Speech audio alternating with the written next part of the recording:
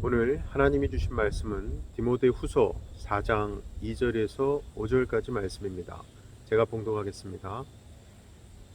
너는 말씀을 전파하라.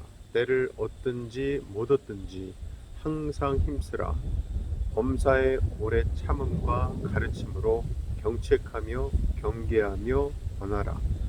때가 이르니 사람이 바른 교훈을 받지 아니하며 귀가 가려워서 자기의 사욕을 따를 스승을 많이 두고 또 그 귀를 진리에서 돌이켜 허탄한 이야기를 따르리라. 그러나 너는 모든 일에 신중하여 고난을 받으며 전도자의 일을 하며 내 직무를 다하라. 아멘. 오늘 말씀은 생애 끝자락에 있던 바울이 아들 같은 디모데에게 전한 명령과 당부의 말씀입니다.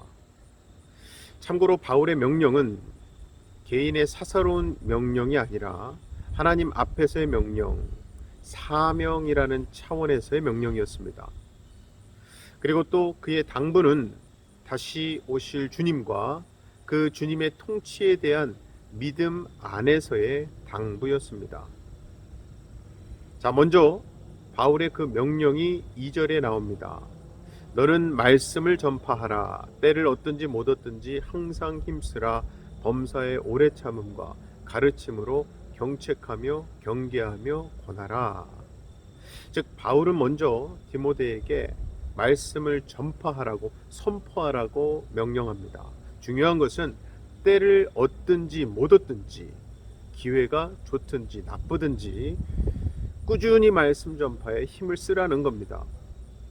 바로 그것이 5절에 보면 전도자의 일을 하며 내 직무를 다하라 말씀처럼 그것이 결국 전도자의 일이며 직무라는 겁니다.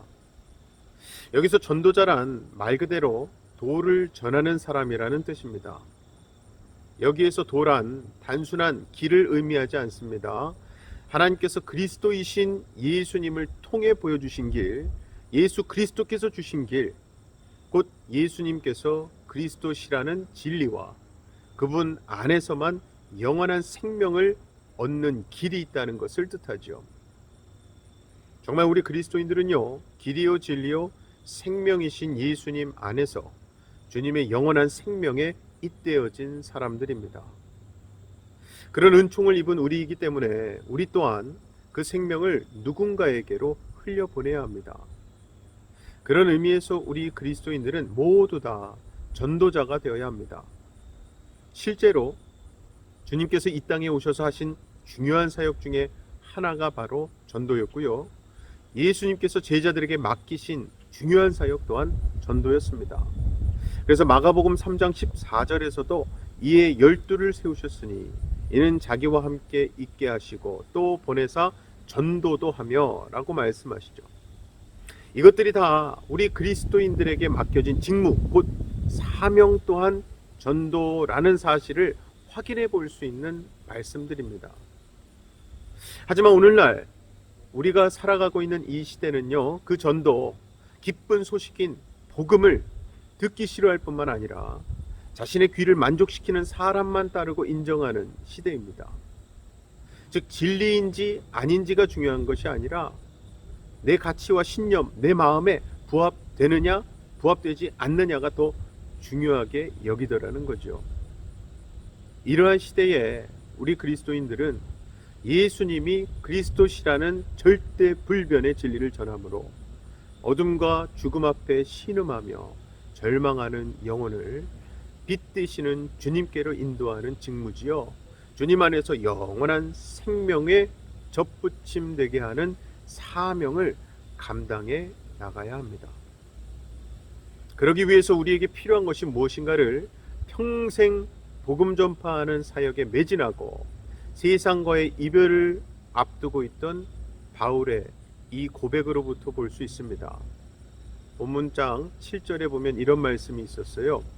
나는 선한 싸움을 싸우고 나의 달려갈 길을 마치고 믿음을 지켰으니. 즉 바울은 지금 평생 전도에 헌신했던 자신의 인생을 한마디로 선한 싸움이라고 정의합니다. 그런데 이어서 나오는 달려갈 길이라는 표현을 보면 지금 바울이 말하는 싸움은요, 우리가 흔히 생각하는 어떤 전투라기보다는 운동 경기와 같은 시합, 곧 마라톤과 같은 장거리 경주임을 의미합니다. 흔히 인생을 마라톤 경주와 같다고들 합니다. 그만큼 인내와 끈기를 가지고 결승점까지 가는 것과 같은 그런 마라톤 같은 인생이기 때문이죠. 즉 전도의 사명을 완수해 나가야 할 우리 그리스도인들에게 요구되는 자세 또한 어떤 상황에서든지 만나는 모든 사람에게 복음을 전해야 하고요, 그들의 눈높이에 맞춰 참고 가르치는 인내의 자세가 필요합니다. 그리고 모든 일에 신중한 자제력이죠. 곧 자기 절제력이 필요하다는 거예요.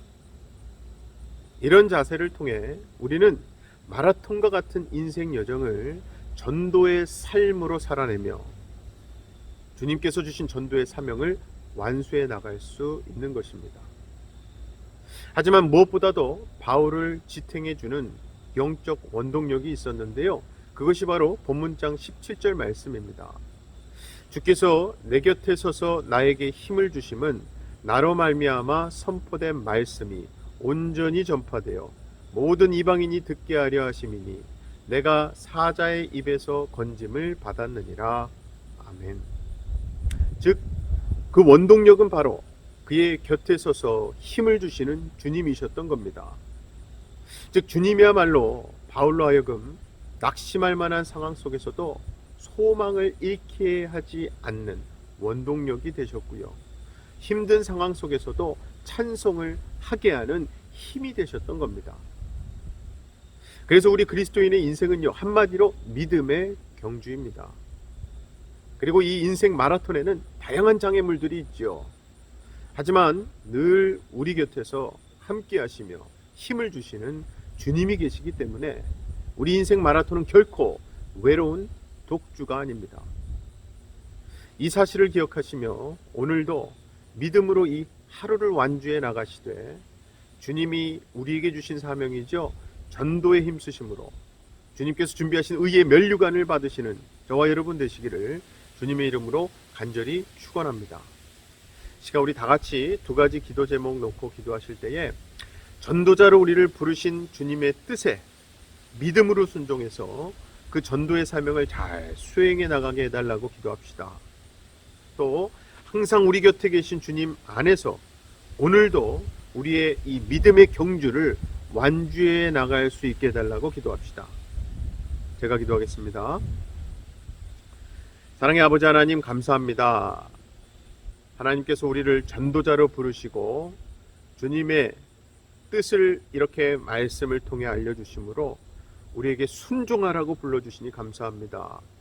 하나님, 이러한 전도의 사명을 우리 삶 가운데 감당해낼 수 있도록 능력을 허락하여 주시옵소서. 비록 코로나로 인해 비대면의 시대를 우리가 살고 있지만 마음속의 대면과 연결이 되어서 우리 주변 이들에게 하나님의 사랑, 하나님의 복음의 말씀 전할 수 있는 통로가 되게 하여 주시옵소서. 특별히 우리가 항상 내 곁에 계시는 우리 주님, 그 안에 머물며 이 믿음의 경주를 완주하길 원합니다. 비록 때로는 넘어지고 지칠지라도 다시금 우리에게 힘을 주시고 소망 되시는 예수 그리스도를 보고 일어나 끝까지 완주할 수 있도록 함께하여 주시옵소서. 믿고 감사드리며 예수님 이름으로 기도하옵나이다. 아멘.